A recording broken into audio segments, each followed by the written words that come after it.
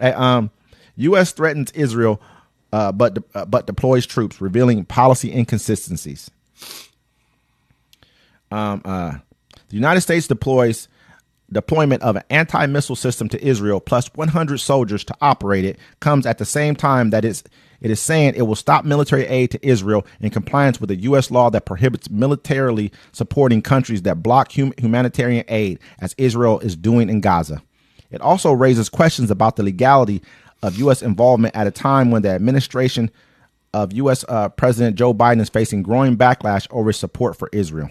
Two recent developments: the Sunday announcement that the U.S. would deploy troops to Israel, and a letter sent by U.S. officials the same day calling on Israel to improve the humanitarian situation in Gaza or face unspecified consequences, underscore the inconsistent approach of an administration that has effectively done little of substance to rein in Israel's ever-widening war. I'm going to say it like this. I 110% agree with this article right here, because honestly, we've done nothing. We like you said the other day, we called a red line in Rafah. That red line was crossed, squashed, blood all over. You know what I mean? Like we saw what happened there.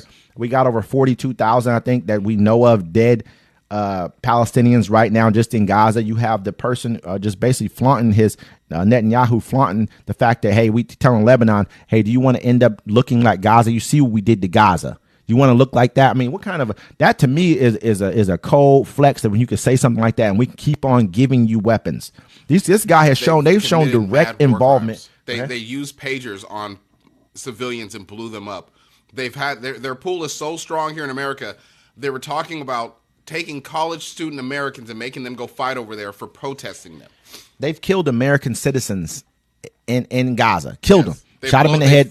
Multiple American citizens, not just the one, multiple others too. Some mothers came out the other day talking about, hey, our two kids were killed like earlier this year, like in January over here. They're American citizens. Nothing's been done with it. They don't know what happened still because we're not holding them accountable. That makes me that's the biggest concern. When you let a person come to your soil, which Netanyahu did, and call the Americans outside idiots and everything else he called them, on the floor of the basically on the Capitol floor to the House and the Senate. Why you got an international warrant for war crimes?